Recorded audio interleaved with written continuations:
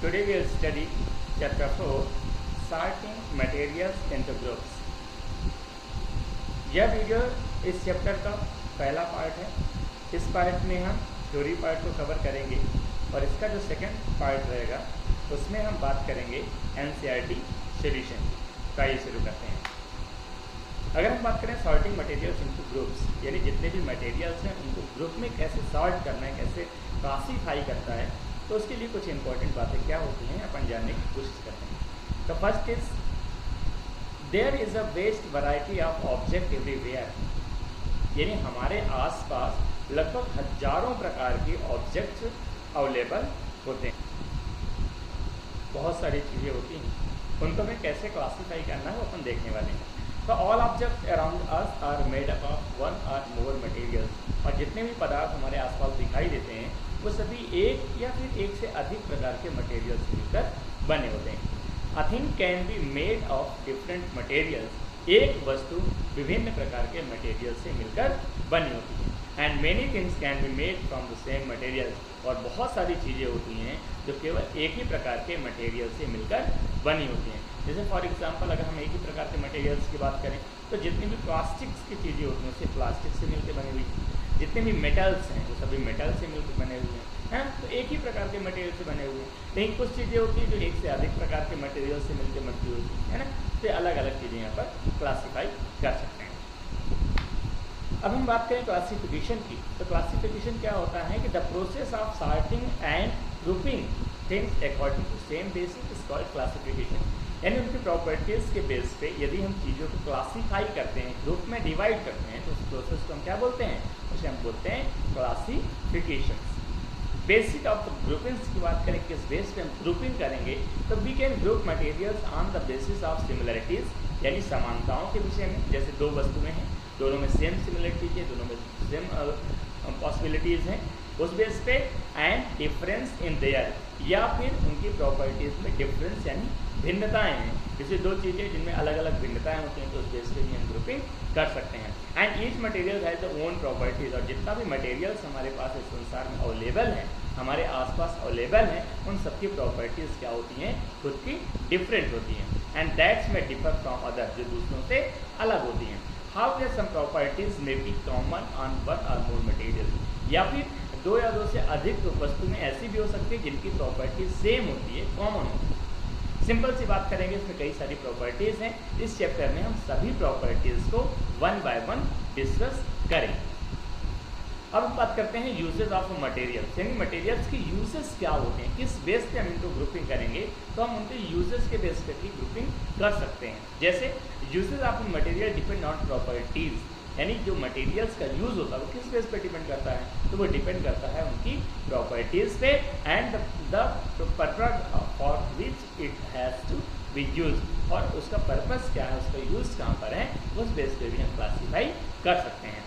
That's metal have lustre while non metal generally have no lustre, जैसे कि मान लेते हैं कि जो मेटल्स होती है, जो धातुएं होती हैं, क्या होती है, लस्टर होती है। लस्टर्स मीन्स चमकीली होती है, तो चमकीली होती है, इसका मतलब उसका यूज़ हम अलग जगह पर करेंगे। लेकिन जितने भी नॉन मेटल्स होते हैं वो क्या होते हैं, लस्टर्स नहीं होते हैं, अर्थात उनमें कोई भी चमक नहीं होती है। तो जब उनमें कोई भी चमक नहीं होती है, इसका मतलब हम सिंपली कह सकते हैं कि उनका हम आभूषण बनाने में या ऐसी चीज़ों में नहीं करेंगे जिनका शोबाजी या शो पीस में यूज़ करना होता है।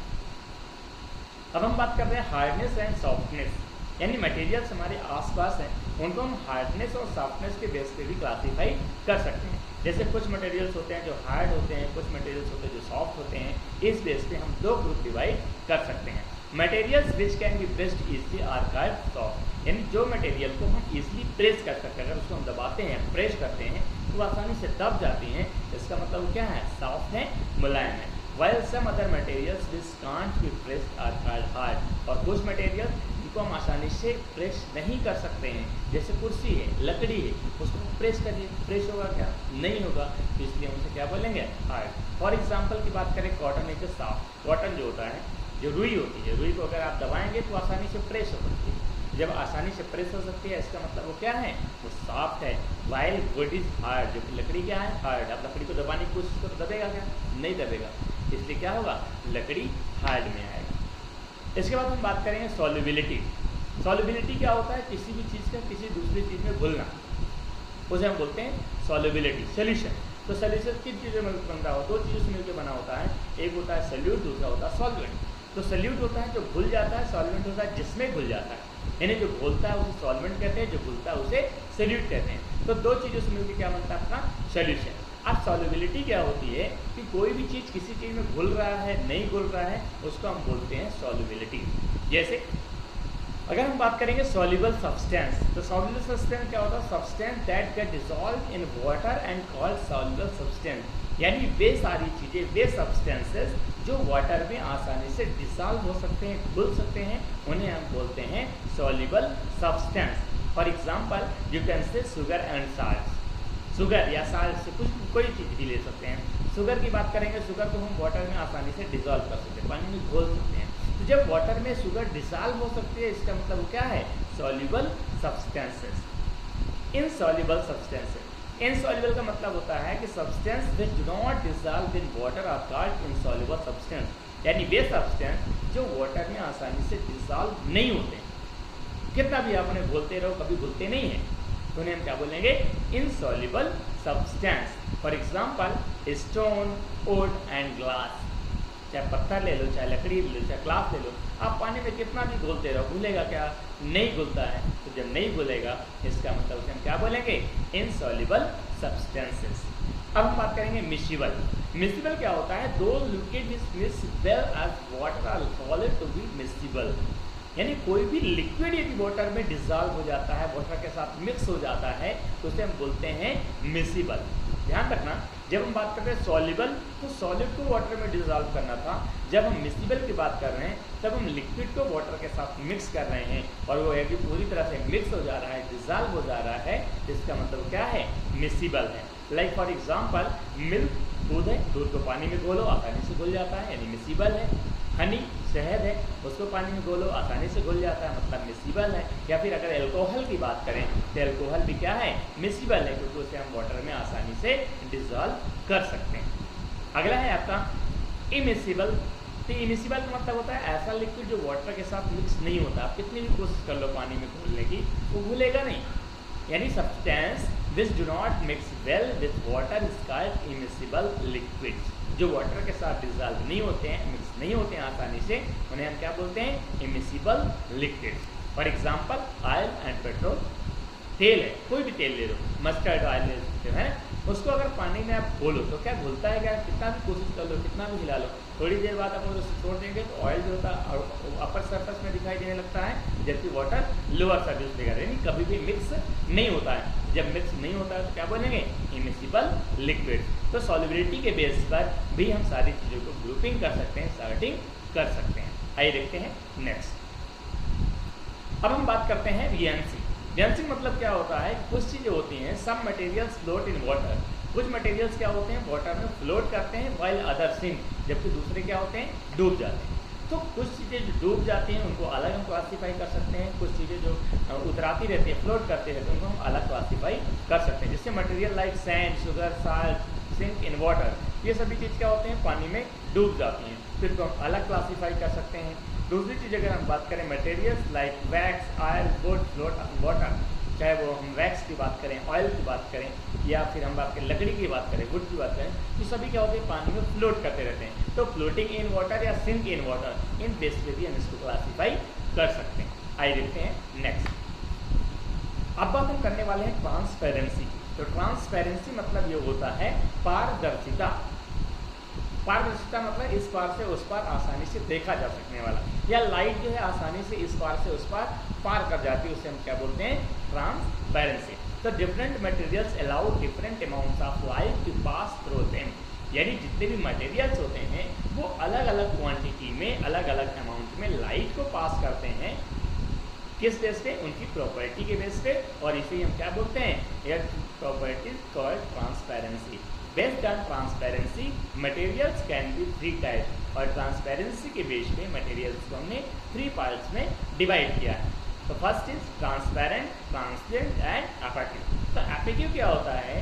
तो opaque is the materials through which we are not able to see, यानी वे मटेरियल जिनके इस पार से उस पार देखना पॉसिबल नहीं है या हम नहीं देख सकते हैं, और material that do not allow light pass, या फिर लाइट अगर टार्च हम इधर से मारेंगे उस तरफ लाइट नहीं निकलती है तो उसे हम क्या बोलेंगे, उसे हम बोलेंगे एम्पैक्ट्यूड। For example you can say लकड़ी, अब लकड़ी में इधर से उधर लाइट जाएगा क्या, नहीं जाएगा, मेटल है, लीफ है, स्टोन है, कार्डबोर्ड है, आयरन है, गोल्ड है, ये सभी क्या है, ऑब्जेक्टिव हैं यानी अपारदर्शी हैं। ठीक है, अब हम देखेंगे ट्रांसिएंट। तो ट्रांसलेंट्स क्या होते हैं, materials through which things are only partially visible, यानी थोड़ा बहुत आपको उस पार दिखाई देता है, या फिर कह सकते हैं लाइट थोड़ा बहुत उस पार चला जाता है, तो उसे हम क्या बोलते हैं, उसे हम बोलते हैं translucence. Okay, for example butter paper की बात करो, ओल्ड ग्लास की बात करो, पुराना ग्लास है, या फिर हम ऑयल्ड पेपर की बात करें, उसमें से थोड़ा बहुत प्रकाश जा सकता है, थोड़ा बहुत हम इस पार से उस पार देख सकते हैं, उसे हम बोलते हैं ट्रांसलेसेंस। ओके, या इसको हिंदी में बोलते हैं अल्प पारदर्शी, अल्प मतलब थोड़ा, पारदर्शी मतलब दिखाई देना। ओके, एंड लास्ट है ट्रांसपेरेंट। ट्रांसपेरेंट मतलब पारदर्शी, पारदर्शी मतलब इस पार से उस पार आसानी से देखा जा सकने वाला। जैसे materials through which things can be seen are materials that allow all the light to pass through them, they are called transparent materials. And वे materials through which things can be seen, जिसमें आसानी से इस पार से उस पार चीजें देखी जा सके, and all the light pass, और पूरी की पूरी लाइट इस पार से उस पार चली जाए, उन्हें हम क्या बोलेंगे, उन्हें हम बोलते हैं ट्रांसपेरेंट या पारदर्शी वस्तुएं। फॉर एग्जांपल ग्लास, ग्लास में इस पार से उस पार आसानी से देखा जा सकता है। आपने देखा होगा दुकानों में कहीं पर भी सामान जितना भी रखते हैं ग्लास के अंदर रखते हैं, फिर भी सारी चीज़ें हमें आसानी से दिखाई देती हैं। वाटर, अगर पानी शुद्ध है, प्योर वाटर है, उसमें अगर कोई चीज़ नीचे गिर जाती है जैसे मछलियाँ वगैरह हैं, हम आसानी से देख सकते हैं। क्यों? क्योंकि वाटर ट्रांसपेरेंट होता है। एक्रिलिक शीट है वो भी ट्रांसपेरेंट होती है, एयर भी ट्रांसपेरेंट होती है, and test tube is also are transparent. Okay, आइए नेक्स्ट देखते हैं। आगे हम बात कर रहे हैं grouping on the basis of common properties, यानी कुछ कॉमन प्रॉपर्टीज की बात कर रहे हैं। यहाँ पर हमने किस बेस पे बात की थी, हमने बात की थी डिफरेंट प्रॉपर्टीज की वजह से। अब बेसिस ऑफ कॉमन प्रॉपर्टीज की बात करेंगे तो objects are made of different materials, यानी ऑब्जेक्ट जो डिफरेंट मटेरियल से मिलकर बने होते हैं। One material can be use to make different object, and one material जो होता है एक से अधिक ऑब्जेक्ट्स को बनाने के लिए यूज होता है, and this is possible because different types of materials have different properties. और ये इसलिए पॉसिबल है क्योंकि जितने भी प्रकार के मटेरियल्स होते हैं वो सभी मटेरियल्स की प्रॉपर्टीज भी क्या होती हैं, डिफरेंट होती हैं। We have to choose materials, हमें ऐसा मटेरियल चूज करना है विद द राइट प्रॉपर्टीज, जिसकी प्रॉपर्टीज बिल्कुल राइट हो, जो हम बनाने वाले हैं based on what we want to use, जिस चीज के लिए हम यूज करने वाले हैं। For example chart made up of wood और plastic would be no use because we want to use write on the blackboard. अब हमें चार्ट बनाना है तो चार्ट बनाने के लिए हमें प्लास्टिक और लकड़ी का यूज़ थोड़ी करना है, क्योंकि अगर प्लास्टिक और लकड़ी का यूज़ हम चार्ट बनाने में यूज़ करेंगे तो उससे हम ब्लैक बोर्ड में आसानी से लिख नहीं सकते हैं। इसलिए चार्ट बनाने के लिए राइट प्रोडक्ट क्या होगा, वो होगा आपका कैल्शियम कार्बोनेट, जिसकी हेल्प से हम आसानी से लिख सकते हैं। अब हम बात करेंगे रफनेस एंड स्मूथनेस, यानी कोई भी चीज़ कितना खुरदुरा है या फिर कितना कोमल, स्मूथ है, चिकना है ना। तो मटेरियल्स कैन बी रफ और स्मूथ, या तो रफ होगा या तो स्मूथ होगा, कोई भी मटेरियल होगा। And rough materials have bumps on rigid on their surface, and जो रफ मटेरियल्स होता है, जो खुरदुरा चीज़ होता है, उसमें बम्प्स होते हैं छोटे छोटे, है ना। उसको जब हम टच करते हैं तो हमें बम्प्स की वजह से रिजिड फेस होता है, and which can B failed by touching, जब हम टच करते हैं तभी हमें पता चलता है। And smooth materials lack this bumps, और जो स्मूथ मटेरियल्स होते हैं उनके जो बम्प्स होते हैं लैक होते हैं, भरे होते हैं, कंप्लीट्स होते हैं। And for example you can say rough materials are rocks, चट्टाने जो पत्थर होते हैं, सैंड पेपर जो घिसने के काम आते हैं, एंड बार्क ऑफ ट्री, और जो पेड़ की जो छाल होती है बाहरी वो क्या होती है, वो होती है आपकी रफ मतलब खुरदुरी। And other example you can say a glass seed, कोई ग्लास है, फ्लावर पेटल्स हैं, and surface of apples are examples of smooth surface. चाहे हम फ्लावर्स की बात कर लें, चाहे हम ग्लास के सरफेस की बात करें, क्या होते हैं, ये पूरी तरह से स्मूथ होते हैं। आइए देखते हैं नेक्स्ट प्रॉपर्टी। यहाँ पर एग्जांपल्स के रूप में अगर हम ले तो बार्क ऑफ ट्री की जो पेड़ की छाल है क्या होती है, रफ होती है, खुरदुरी होती है, जबकि फ्लावर पेटल्स क्या होते हैं, स्मूथ होते हैं। Next properties is lustre and lustre is the sign of material all metals in pure state are shiny and set to process luster। luster मतलब होता है चमकीला, यानी वे वस्तुएं जिनकी साइनिंग होती है, साइन करते हैं, चमकीले होते हैं, जिनका यूज़ हम ज्वेलरी वगैरह बनाने में यूज़ कर सकते हैं, जबकि बाकी चीज़ें क्या होती हैं, कुछ चीज़ें होती हैं जो लस्टर्स नहीं होती हैं। तो लस्टर की जो प्रॉपर्टीज़ होती है वो डिफरेंट चीज़ों में डिफरेंट होती हैं, पर कुछ चीज़ें में होती है, कुछ में नहीं होती हैं। इस बेस पे भी हमको क्लासीफाई कर सकते हैं। लाइक मटेरियल यू कैन से गोल्ड, सिल्वर, ब्रॉन्ज, ये सभी क्या लस्टर्स हैं, बाकी अदर चीज़ें जो होती हैं वो लस्टर्स नहीं। जैसे यहाँ पर एग्जांपल्स के रूप में हम लेंगे तो गोल्ड फ्रेम लस्टर से चमकीला होता है, ब्रॉन्ज स्टैचू की बात करें जो ब्रॉन्ज से बना हुआ है, that is also lustre. And you can also silver कलची, जो कलची बर्तन हम यूज़ करते हैं किचन में, तो किसमें से बने होते हैं, सिल्वर से बने होते हैं। नेक्स्ट प्रॉपर्टी है स्टेट। स्टेट मतलब होता है अवस्था। तो हमारे पास इस समय अगर हम बात करें 6th क्लास की बात करें तो हम बेसिक चीज़ें यहाँ पर पढ़ने वाले हैं। Only 3 states of matter, that solid, liquid and gas. And all substance are made up of matter. निश्चित रूप से जितनी भी चीज़ें बनी हुई है मैटर से मिलकर बने हुए हैं। And matter exist in 3 state like solid, liquid and gas. हमारी क्लास में भी सिर्फ 3 ही स्टेट्स हैं, सॉलिड, लिक्विड एंड गैस। बाकी जब आप 9th क्लास में पहुँचेंगे, आप बड़ी क्लास में जाएंगे तो आपके पास 7 स्टेट्स हो जाएंगे। 9th क्लास में आपकी 5 states, plasma, Bose Einstein condensate, everything is okay. And all substance are made up of the matter and matter exist in 3 states, solid, liquid and gas. We have to explain what is the difference between solid, liquid and gas. How strong intermolecular force. अगर हम बात करेंगे solid की, तो solid के जो particles होते हैं उनमें स्ट्रॉन्ग इंटरमोलिकुलर फोर्स होता है। मैं एक एग्जांपल पहले बता देता हूँ, इसके बाद अपन इनको एक्सप्लेन करेंगे। तो यहाँ पर एग्जांपल्स अगर आप देखेंगे, गैस के पार्टिकल्स देख सकते हैं आप, लिक्विड के पार्टिकल्स आप देख सकते हैं और सॉलिड के पार्टिकल्स देख सकते हैं। यहाँ पर डिफरेंस क्या दिखाई दे रहा है तीनों में कि जो सॉलिड के पार्टिकल्स हैं वो सभी एक दूसरे से जुड़े हुए हैं, एक दूसरे से बिल्कुल अटैच्ड हैं, क्लोजली पैक्ड हैं। लेकिन लिक्विड के पार्टिकल्स की बात करें तो उनमें गैप ज़्यादा है, पार्टिकल्स एक दूसरे से सेपरेट हैं, अलग हैं। लेकिन गैस के पार्टिकल्स की बात करेंगे तो गैस के पार्टिकल्स में क्या है, बहुत सारा स्पेस है और पार्टिकल्स का साइज भी डिफरेंट है। इस बेस पे हम इनको डिफ्रेंशिएट करते हैं। तो फर्स्ट पॉइंट है सॉलिड में हैव स्ट्रॉन्ग इंटरमोलिकुलर फोर्स, यानी इनके जो पार्टिकल्स होते हैं उन पार्टिकल्स के बीच में स्ट्रॉन्ग इंटरमोलिकुलर फोर्स होता है। क्यों? क्योंकि पार्टिकल्स के बीच में स्पेस बहुत कम होता है, पार्टिकल्स बहुत पास होते हैं। तो जब पार्टिकल्स बहुत पास होंगे तो इंटरमोलिकुलर फोर्स क्या होगा, स्ट्रॉन्ग होगा। जैसे मान लेते हैं कोई 2 चुंबक ले लो, तो 2 मैग्नेट अगर अपन ले लेंगे, दोनों को जितना पास रखेंगे जो इंटर फोर्स होगा वो क्या होगा, स्ट्रॉन्ग होगा। यदि मैग्नेट को दूर दूर ले जाएंगे तो फोर्स क्या होगा, वीक होगा। तो सॉलिड में इंटरमोलिकुलर फोर्स क्या होता है, स्ट्रॉन्ग होता है एंड वीक इंटरमोलिकुलर फोर्स, जबकि लिक्विड में वीक होता है और गैस में वेरी वीक इंटरमोलिकुलर फोर्स बहुत कम होता है। उसका एक ही रीज़न है कि सॉलिड के पार्टिकल्स पास होते हैं, लिक्विड के सॉलिड के अपेक्षा ज़्यादा दूर होते हैं और गैस के पार्टिकल्स बहुत ज़्यादा दूर होते हैं।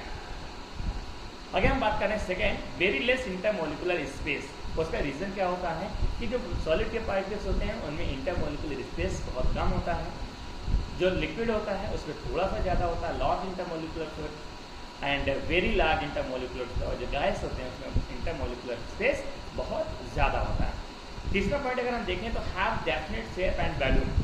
आपने देखा जितने भी पार्टिकल्स हैं जब एक दूसरे से चिपके हुए हैं, बिल्कुल पास हैं, तो उनका जो शेप होता है एंड वॉल्यूम दोनों क्या होते हैं, डेफिनिट होते हैं, फिक्स होते हैं। जबकि लिक्विड की बात करें तो liquid do not have definite shape, liquid का जो शेप होता है वो डेफिनेट नहीं होता है। अगर हम 1 लीटर पानी ले लें तो उसको जब हम बॉटल में रखेंगे तो बॉटल का शेप हो जाएगा, ग्लास में रखेंगे तो ग्लास का शेप हो जाएगा, बाल्टी में रखेंगे तो बाल्टी का शेप हो जाएगा। यानी जिस भी बर्तन में हम लेते हैं उसका शेप वो ले लेता है, यानी उसका जो शेप होता है वो डेफिनेट नहीं होता है, इनडेफिनिट होता है।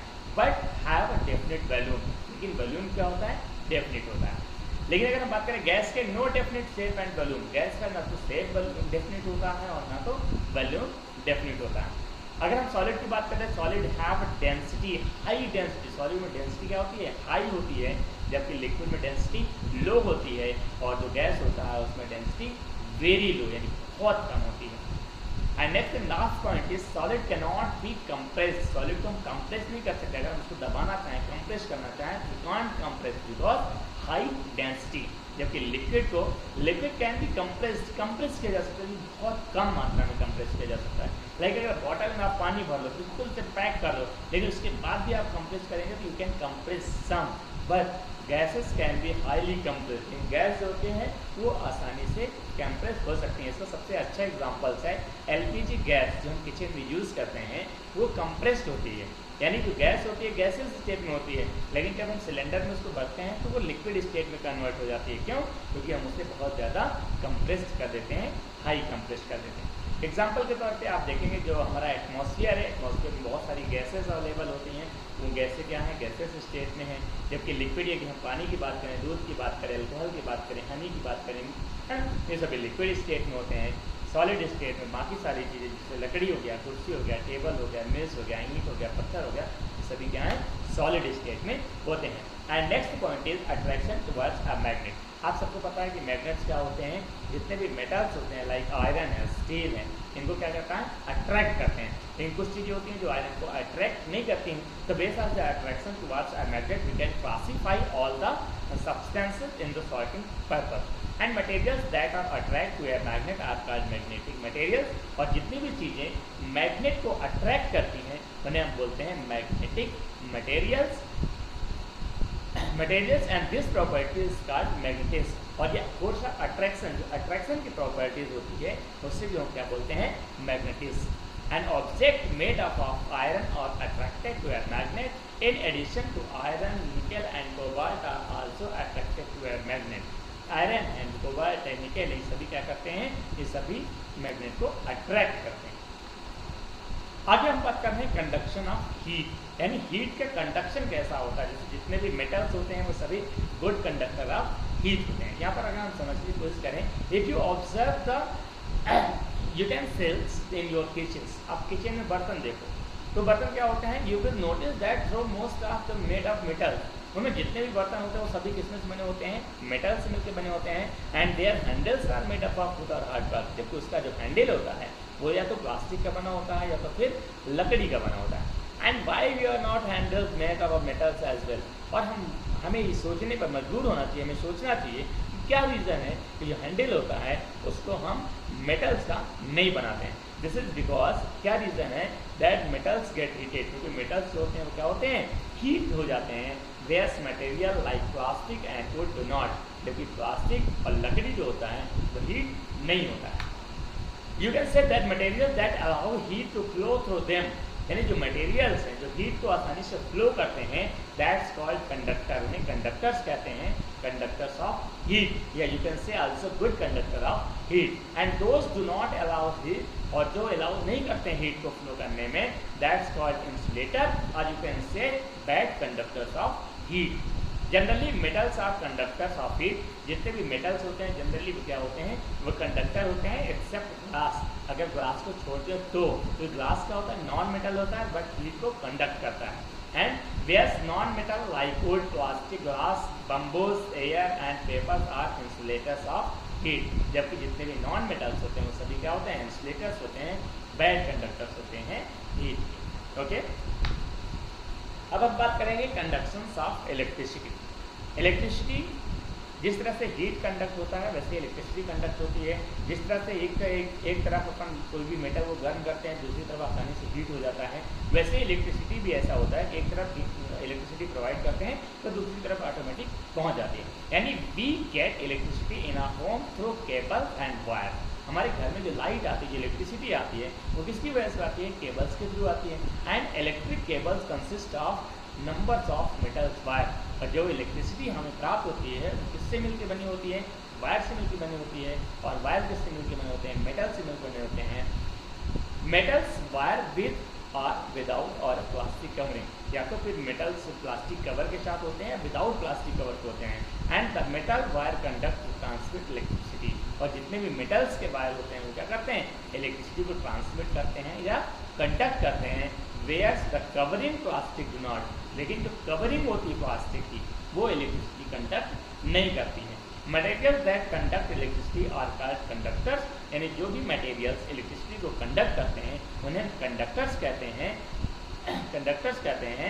And do not conduct electricity are insulators. और जो इलेक्ट्रिसिटी कंडक्ट नहीं करते हैं उन्हें हम क्या बोलते हैं, उन्हें हम बोलते हैं insulators. For an example you can say metals are conductor of electricity, और लकड़ी वगैरह क्या होती हैं वो इंसुलेटर्स होते हैं। फॉर एग्जाम्पल यू कैन से वायर, बहुत सारी प्रकार की वायर जैसे प्लास्टिक कवरिंग के साथ वायर, तो इसका जो कवर होता है वो इलेक्ट्रिसिटी कंडक्ट नहीं करता, लेकिन इसके अंदर जो वायर होता है, जो मेटल्स होता है वो इलेक्ट्रिसिटी कंडक्ट करता है। यू कैन से ये विदाउट कवरिंग है, ये पूरी तरह से इलेक्ट्रिसिटी कंडक्ट करता है। अगर इसको हम आउटर सरफेस को टच करते हैं तो you can feel that electricity and you can also see that kinds of wires you can use in your home like now, and electricity cable you can observe that. So these are the properties that we can classify all the substance or the articles we can use in our surroundings. And this chapter is finished in front of the notes. You have to complete your notes also. And thanks for watching this video. Please like, share and subscribe this channel for and press the bell icon for daily notification. अगर आपको video पसंद आया है तो video को like कीजिए, comment कीजिए। अगर आप चैनल में नए हैं तो चैनल को सब्सक्राइब कीजिए और शेयर कीजिए अपने दोस्तों में। Thank you so much.